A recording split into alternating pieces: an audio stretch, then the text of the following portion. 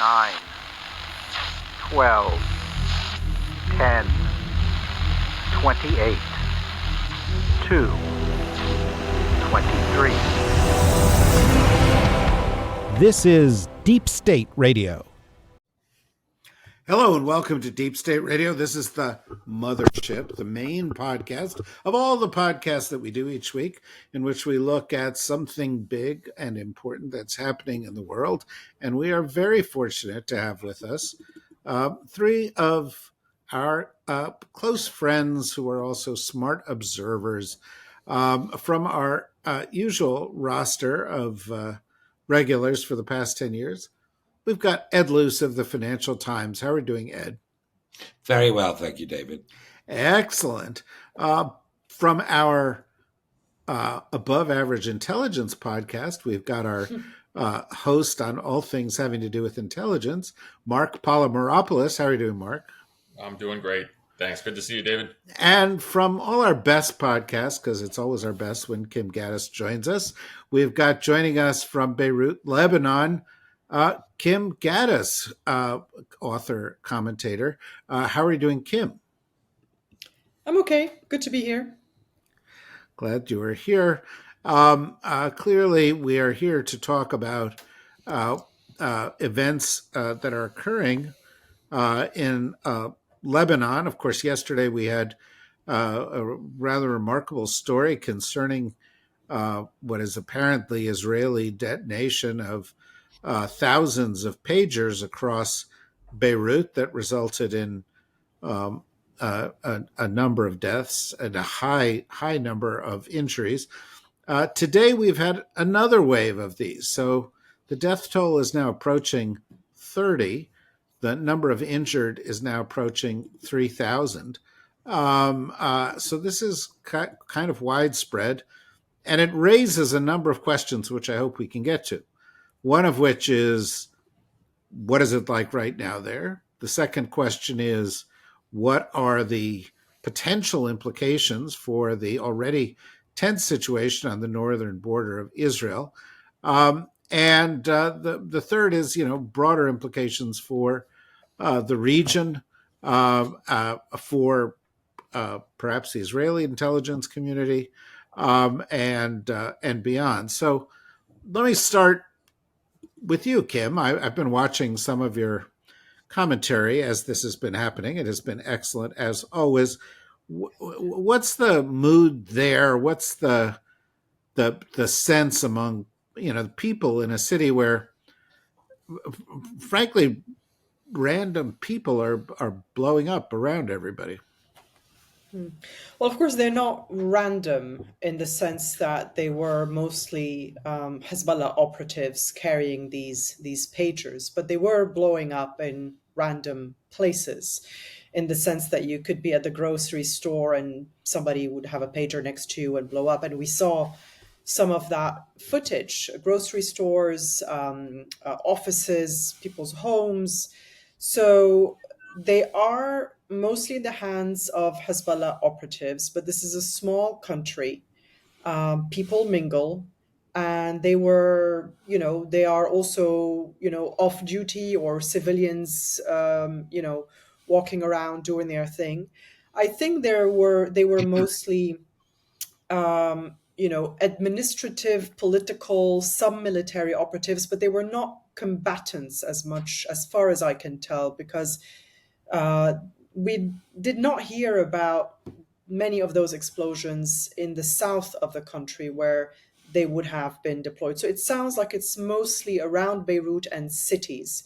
And that doesn't mean that some of them are not combatants, but it looks like they were mostly, from the political slash administrative wing. And of course, also sons of high-ranking Hezbollah members of parliament and officials, the Iranian ambassador. Now, regardless of what your politics are in Lebanon today, and there's been a lot of reporting and conversations about how Hezbollah has dragged Lebanon into a war that nobody voted for when they decided to launch their first missile against Israel on October 8th. Regardless of your politics, Tuesday was a day of sheer terror. I've been through a lot, David. I've been through the Civil War. I've been through the war of 2006 between Hezbollah and Israel. I've lived through the explosion of August the 4th at the port in 2020. Yesterday was scary because we weren't sure what was happening. Things were just blowing up. First, we thought it was one big explosion, and then we started understanding there were lots of multiple small explosions everywhere.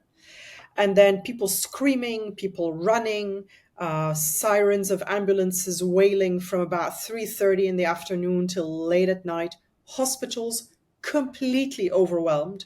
3,000 casualties distributed across hospitals across the country, including hospitals that have nothing to do with Hezbollah, because hospitals welcome the injured and the wounded as they come. You don't, ask for a background check when people have life-threatening injuries. And the doctors that we've heard from at all these hospitals, and I sit on the board of the American University of Beirut, and it has a hospital. The injuries are horrific, and the doctors who've been dealing with this are just, they're completely traumatized themselves from what they've seen. People have lost their eyes, their limbs, their abdomens have been, ripped out. There are two at least children who were killed, and a lot of doctors are saying that what they saw yesterday in the operating room was similar to what they had to deal with on October the 4th. So October the 4th of 2020, that being the Beirut port explosion. So yes, we can talk about how this was, in a way, very targeted. It was destined for Hezbollah, but it caused absolute panic across the country. Bystanders were killed. And today, another wave and more panic. I mean, people are in a state of hysteria, throwing their phones out of their car windows, because even if you're not Hezbollah, you just don't know what is really happening. So that's just, the mood. And this, of course, and I'll wrap up, this comes after 10 months of border clashes between Hezbollah and Israel. Again, Lebanon did not vote for this war.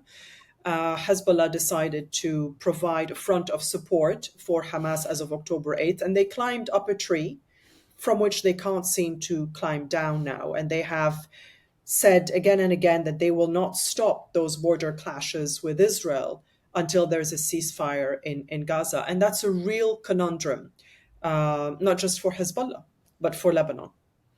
Well, I'd like to get to that in a moment, but before I do, and I think the way to do this is I'd like to turn to Marc and talk a little bit about the implications for the technical perspective on this from an intelligence perspective, and then Ed and Kori, I'll turn to you and ask for your comments. You may also have questions for Kim and Marc on this, but it's certainly an extraordinary an intelligence operation, Marc. I heard you this morning on Morning Joe, and you were excellent in describing why it was sort of a different from other things like it by a considerable degree.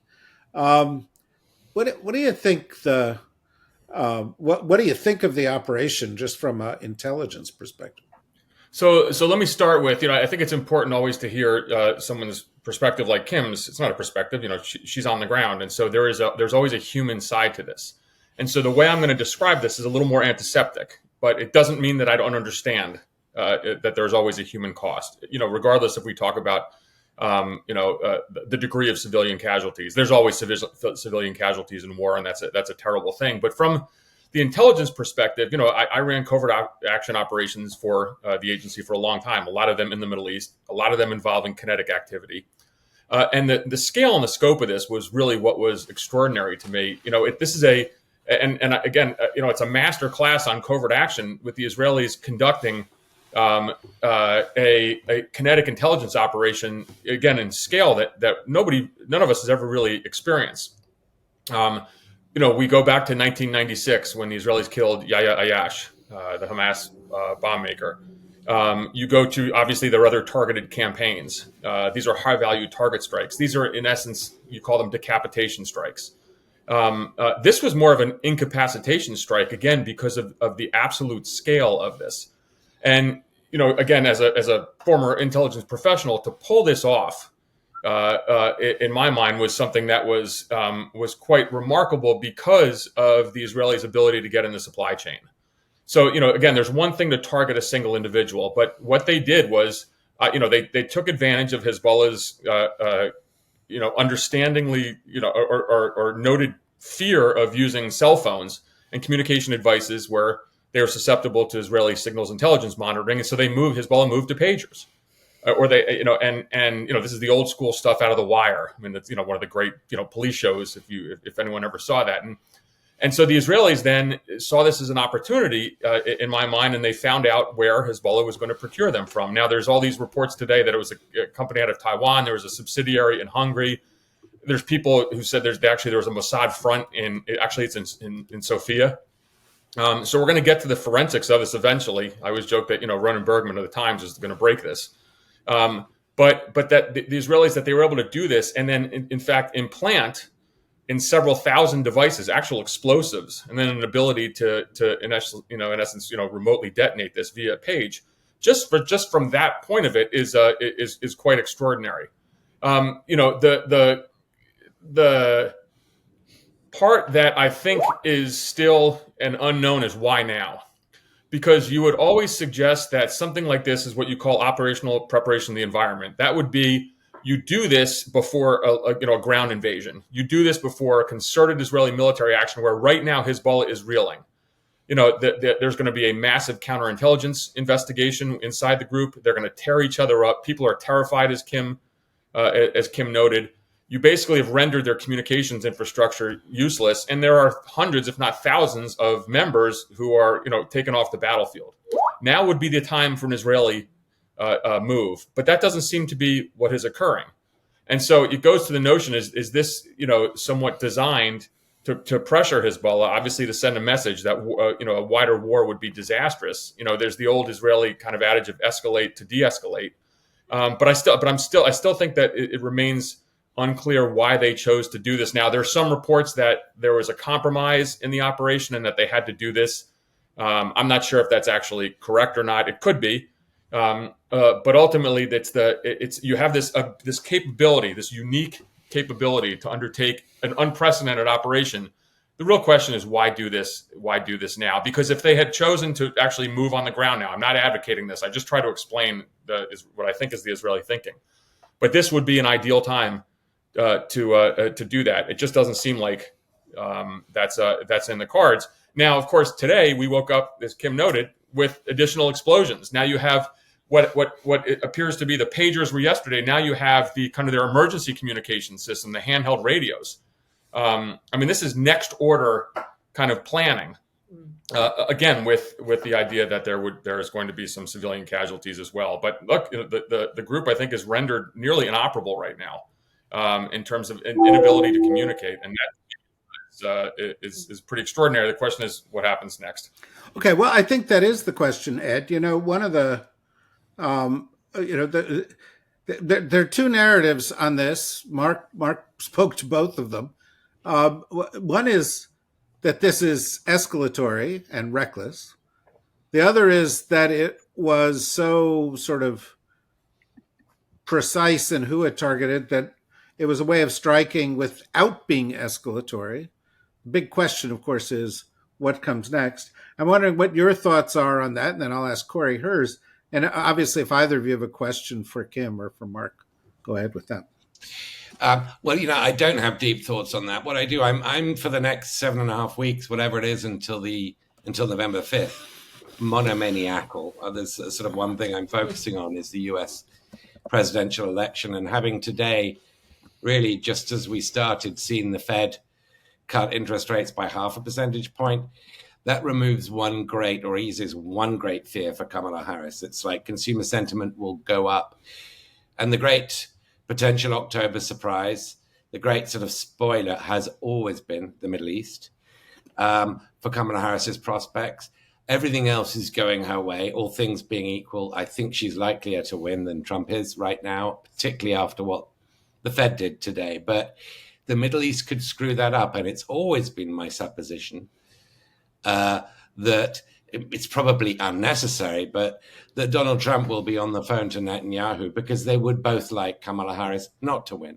And Netanyahu, to the degree that it aligns with his own visceral interests, which always come first at every level for Netanyahu, he will do what would help Trump and harm Kamala Harris. So I unfortunately look at events like this remarkable, sort of out of a futuristic movie level of intelligence, level of sort of sabotage virtuosity that the Israelis have carried out with Hezbollah. I look at this through that prism.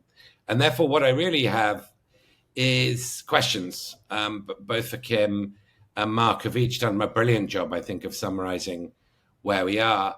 And you both quite rightly have, implied that this could mean one of two opposite things: either that Israel is disabling Hezbollah before a ground operation, or this is the operation in itself. And they mean opposite things, and they particularly mean opposite things if you, like me, are monomaniacally focused on Kamala Harris's election prospects. So can I just ask you to both briefly just probe a little deeper into what you think the next stage is, if there is a next stage? Well, let me suggest that I'd like to go to Kori and then pose that, because I think that is the big question. And of course, an element of that question is not, what are Trump and Netanyahu talking about? A big element of that question is, what is Hezbollah and Tehran talking about? Because they obviously are in a position of responding. But maybe Kim and Marc, just hang on. Let's hear what Kori's perspective is.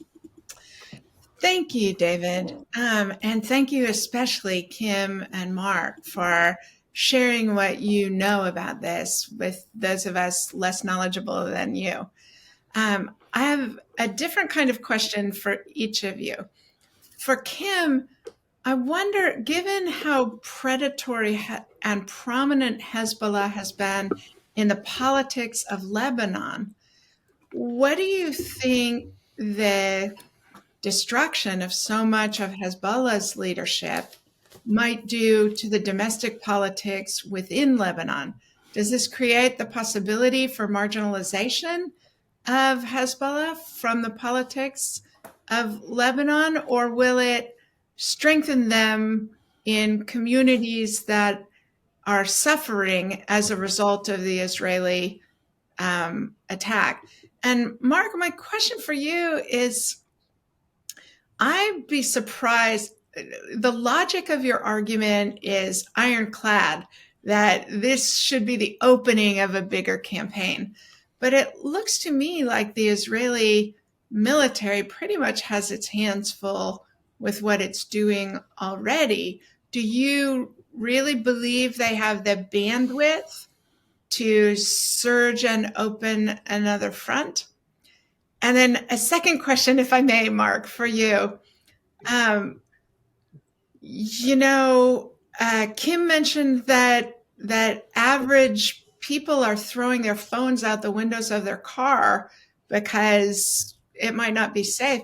What does this mean for normal people taking a cell phone on an airplane or an iPad on a ship? Wow, that's an interesting question. All right, well, there's sort of two levels of questions there. Kim, perhaps you can start with your response. Sure. I have to say that I don't have the answer to, what is next, with precision, because I think things are very fluid. We would have to ask the Israelis, what exactly was their plan? Is this a prelude to a large military campaign, or is it a way to escalate, to de-escalate, as Marc said? I've just read some reporting by Axios to that effect. The thing is, Hezbollah, when they launched that first salvo of rockets on October 8th to support Hamas, I don't think they expected that this would last 10 months. And now they're stuck. They're stuck, and they cannot say, okay, well, fine. I mean, we've half of southern Lebanon is destroyed, and we have thousands of refugees, and we've kept the country in war for 10 years. But you know what? Yeah, we're going to drop Hamas now, and we're ready for talks about de-escalation on the Lebanon-Israel border. Somebody's going to have to find a way for them to climb down that ladder, and I don't think that's going to happen after the pager explosions of yesterday. I do want to add to something sort of, on the forensic side that Marc was describing so well. This is a real morale killer for the group, right? They have been exposed in multiple ways. Not only did they fall for this supply of pagers. I mean, I don't know. I've never imported pagers, but if you're a group like Hezbollah, don't you check every single one of them? Don't you open them up to make sure? Because surely they have not forgotten the whole Stuxnet episode with Iran, where some of the material that Iran was importing for its nuclear program had been infiltrated and tampered with before it was imported into the country. So we know about supply chains that are infiltrated by the Israelis. By the way, I think the answer to that question is you do now. Yes. Yeah. Right. For those of all of us who've been taking our shoes off every time we've gotten on an airplane for the past 20 years. So for Hezbollah, there is that layer of a security breach. And the internal investigation is, going to be quite something. And then you have that suddenly their network has been exposed, as you said, across the country. Anybody who had this pager is now exposed. You can just imagine the kind of intel sweep that is going on, listening in, drones, etc., to see who's moving, who's coming, who's talking, who's taking pictures, who's communicating with these people who were blown up yesterday. But again, what does that tell us about what's next? Hezbollah has said repeatedly over the last 10 months they're not interested in a larger war. I think that remains the case. But as I've been saying, we're playing a game of Middle East roulette.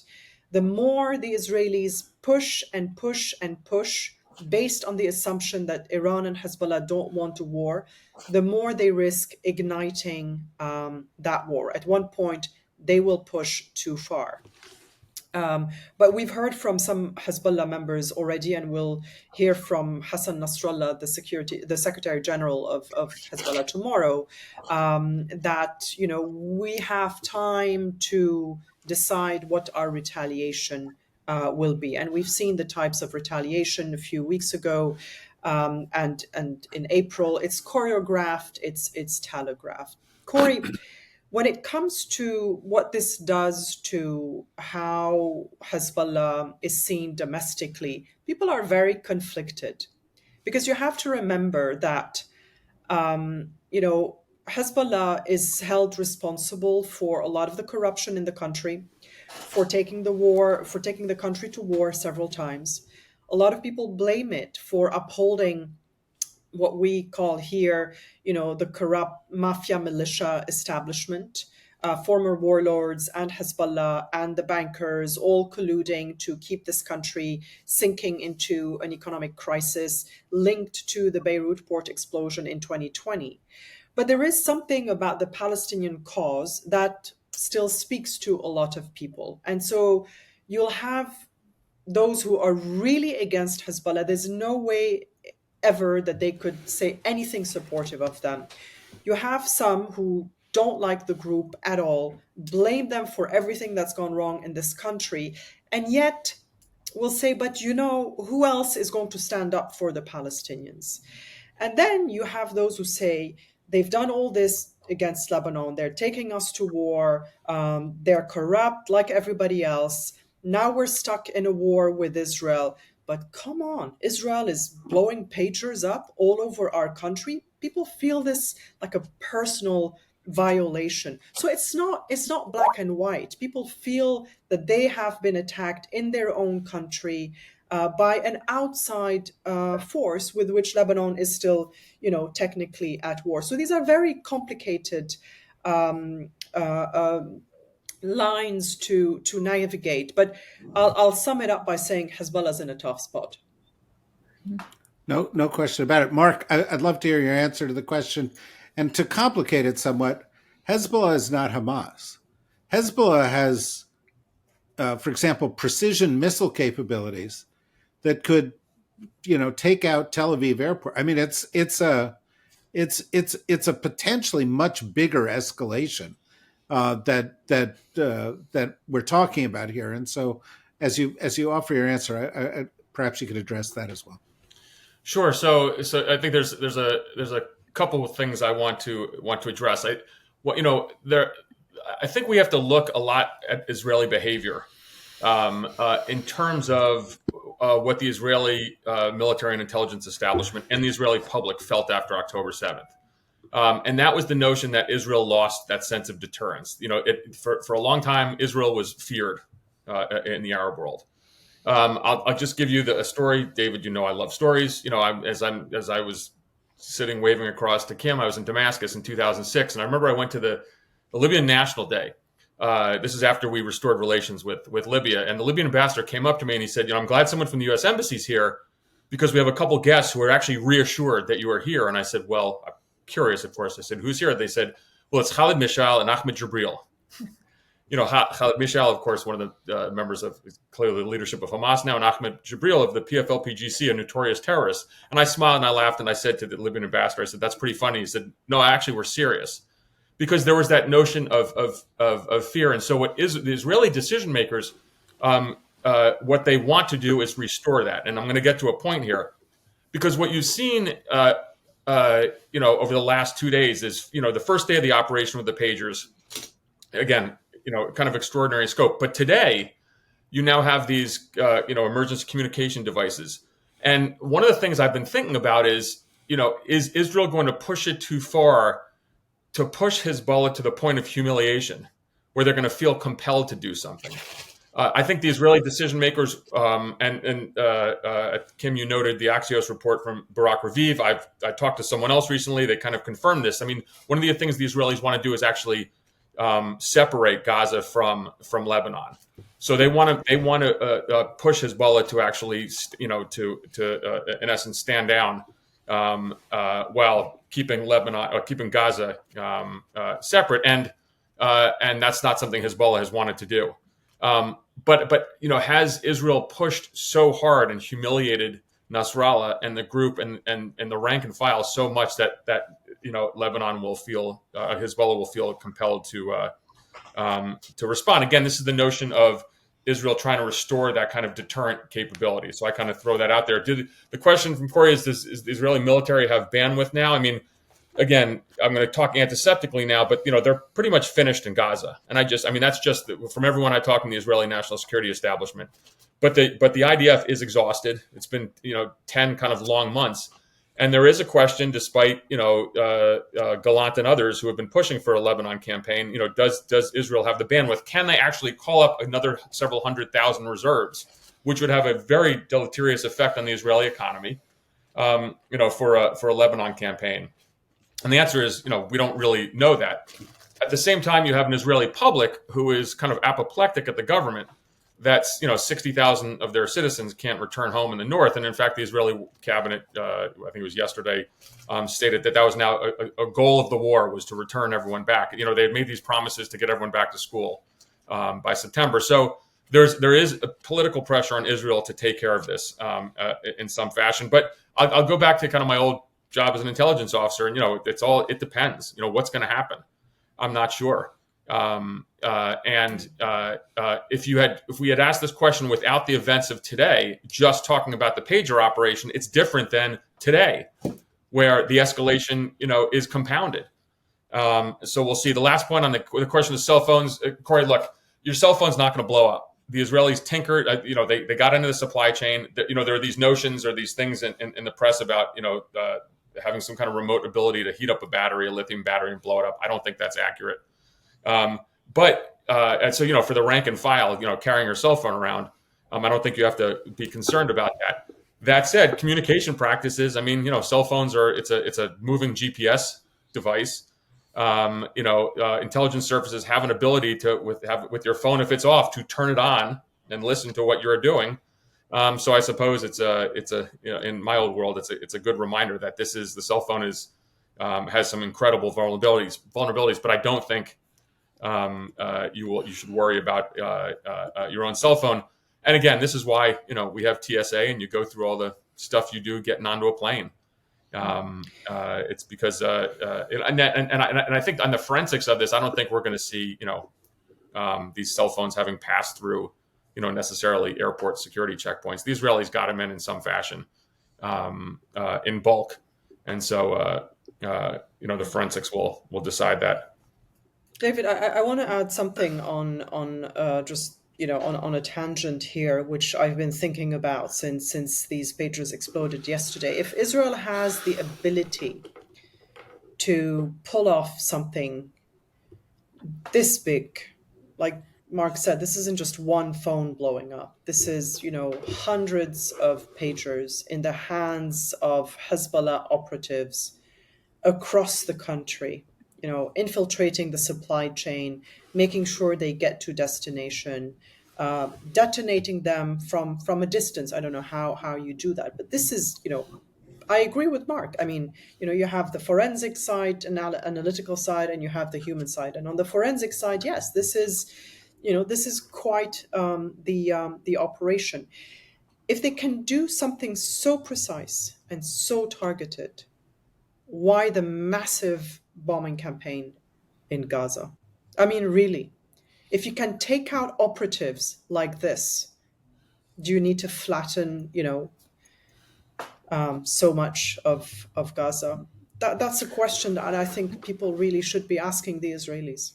Well, I think it's a question that also answers itself in terms of what's your objective, and the objective may not be the same in both cases.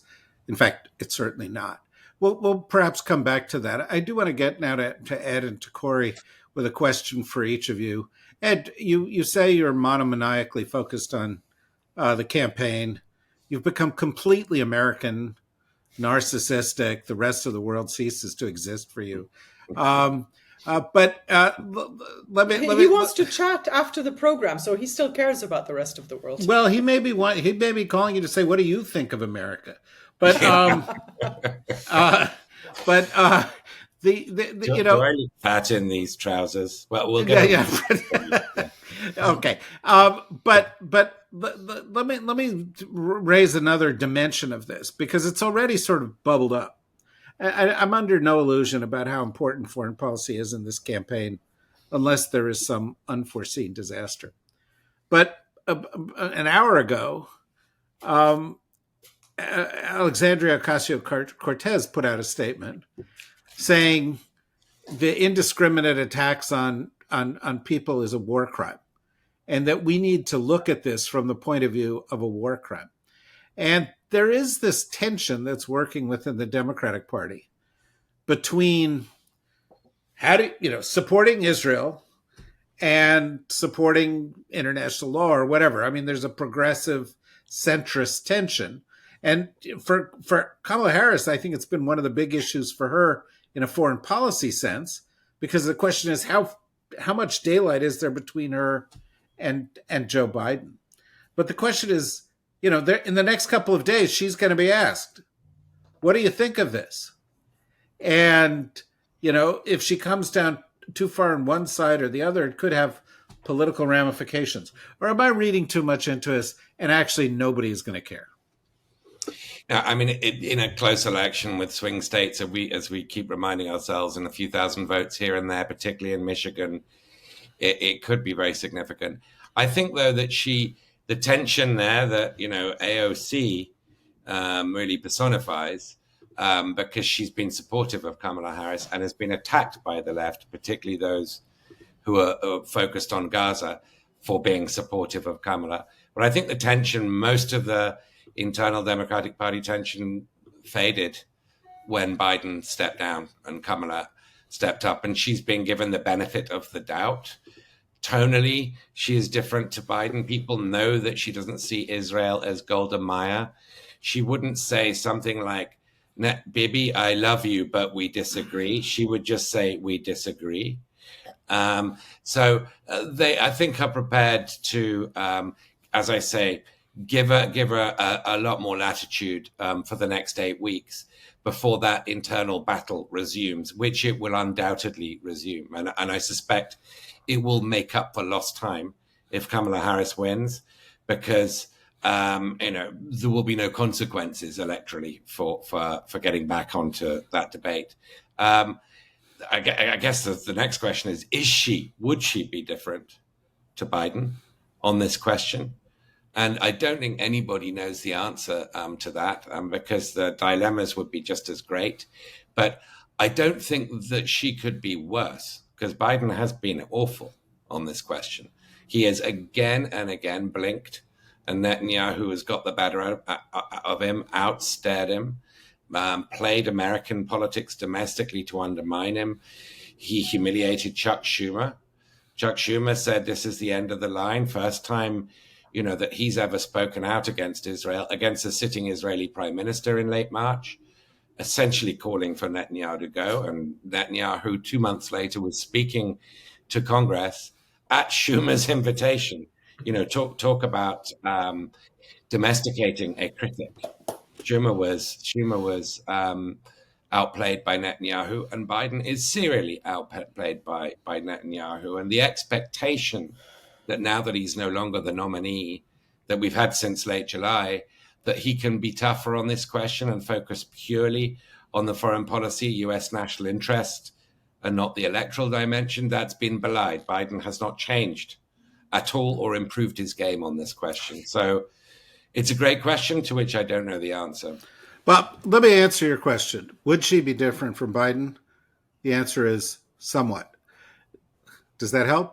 But yes. I think let me amplify it a little bit. I don't think anybody in the Democratic foreign policy establishment who has lived through the past year of Netanyahu regularly taking advantage of and making Americans look bad in his policy will ever treat Netanyahu the same. I think the past year has changed the calculus, quite apart from whatever the personal leanings are. But Kori, that brings me to my question for you, because yesterday morning we were living in a world in which getting the hostages out in a ceasefire seemed like a big deal, and Netanyahu's plan to fire his defense minister and replace him with a kind of apparatchik yes man was the thing that was beginning to get a little traction in the news. Of course, we haven't talked about hostages in the past 48 hours. That may have been part of Netanyahu's objective. We haven't talked about the fate of Gallant, the defense minister, in that period. How do you see all that impacting this?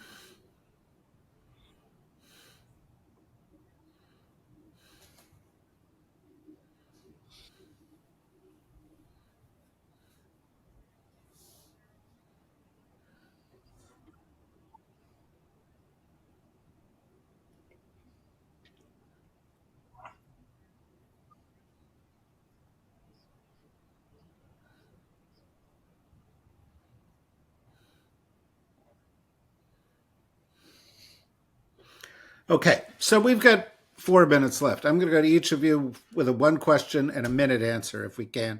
Hate to do it this way, but we try to honor your schedules as well as that of the listeners.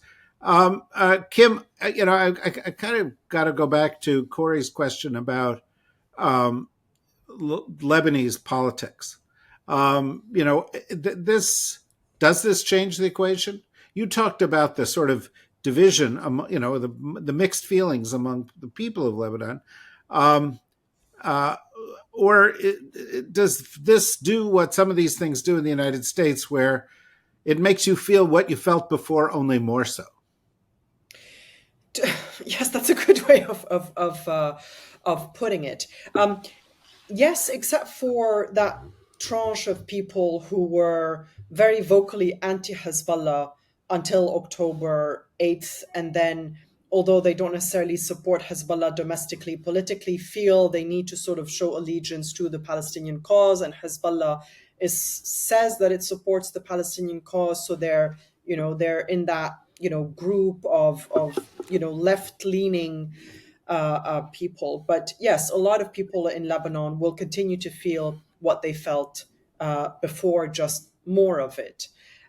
And you'll have from the far right to the far left, so far left that it becomes the right as well.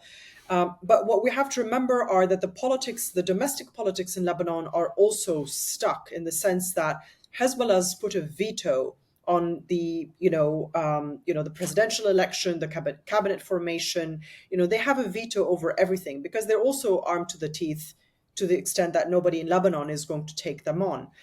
Are they now in a position where they're so much, in a corner that they need to make some compromises domestically, which could then enable the Lebanese state to make a compromise on the border between Lebanon and Israel? That might be the exit ramp for them, but I'm not sure yet. They don't like to compromise. Sorry, they don't like to compromise when they're in a corner. Yeah.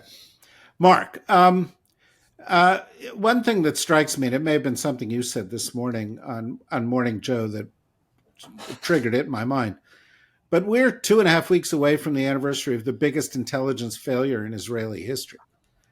They kind of needed a win. I mean, there's a juxtaposition here where, the Israeli intelligence community, which was once sort of thought to be 12 foot high and walk on water and so forth, dropped the ball in the biggest of all possible ways. Do you think this is part of an effort to reclaim their mantle? Well, great question, David, and I do, because I think it's important for the Israelis' kind of overall deterrent capability. They have to instill that fear again in their adversaries, and that has to do with some of these kinetic operations, which they've done in the past, but nothing on this scale. But October 7th was a catastrophe. I think back to how we felt on September 12th, 2001 at CIA. We failed the American people, and that's certainly the way the Israeli intelligence community felt. Now, if you dive into it, it's much more of Shin Bet, the internal service, and the Israeli military intelligence side of the house that had responsibility to RIT for Hamas in Gaza. That wasn't what Mossad is kind of facing north. It's going Lebanon, Iran. But there was a crisis of confidence within Israeli intelligence and within the Israeli public, and so with the operation to kill Fouad Shukr in July in Beirut, and then of course the Israeli intelligence community collecting information about the Hezbollah retaliation, which then caused a preemptive attack, and now this, they think they have their mojo back, and so there's no doubt about that. And I think for a lot of us, as we took a look at what occurred on October 7th, it was a shock how badly the Israelis got it. But there's no doubt that they will be absolutely buoyed by what has happened over the last 48 hours or so. But also let's understand, this is Mossad. This is the external service. It's not Shin Bet, the internal service. Let me just say one quick point, David. You made an outstanding point. Why couldn't Israel have done kind of these more pinpointed operations in Gaza? And if you think about it, and let's remember what Kim's talking about the human cost right now in Lebanon. This is exactly what many people actually had called for.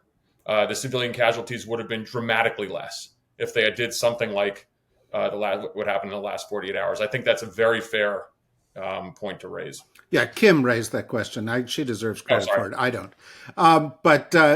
No. So 2 more minutes, 2 more 1-minute questions. Of course, Ed, I'm going to flip the script a little bit on you, because as you say, the big news story to most normal human beings today is that the Fed reduced the interest rates by 50 basis points. They're expected to do it by 25 and then 25 again before the end of the year. And then maybe 4 quarterly 25-point reductions next year. It's going to make it a lot easier to buy a house, or, in the case of Ed, probably many houses. But yeah,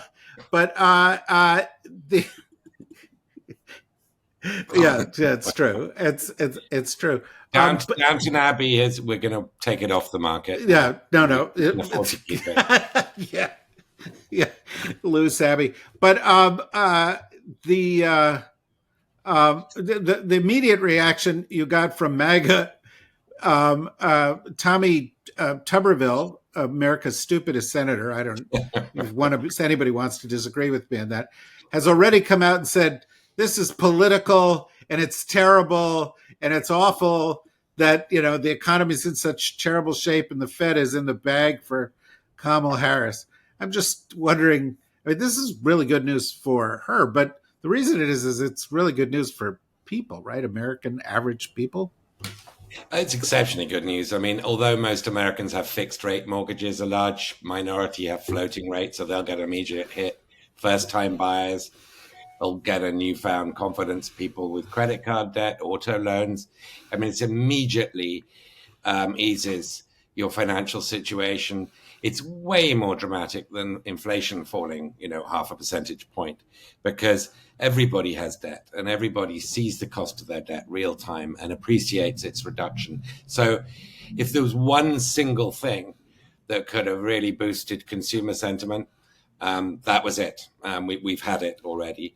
And that's why the geniuses of this world, like Tommy Tuberville, are so incensed. And I've no doubt, Trump has, we've seen him do this many times before with Jay Powell, but Jay Powell will, if he gets elected, he will be fired on day one, et cetera, et cetera. He's a traitor to the cause. Project 2025 says that Fed independence should be ended. And Trump's a believer in that. So he's going to try and claim that this is bias, deep state, pro-Kamala bias. It's not. It's objectively absolutely merited on the softening American numbers, rising unemployment. It's an entirely objective, defensible decision.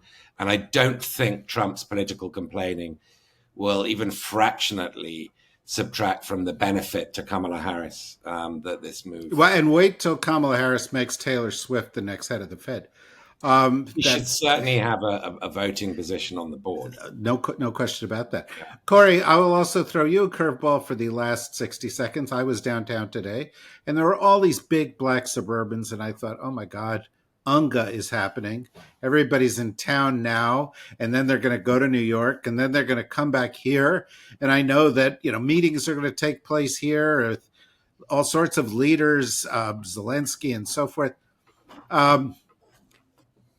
I don't think the vice president's going to UNGA. And you might think that sort of suggests that nothing of importance is happening there. And that's a perfectly acceptable answer. Is anything of importance happening at UNGA?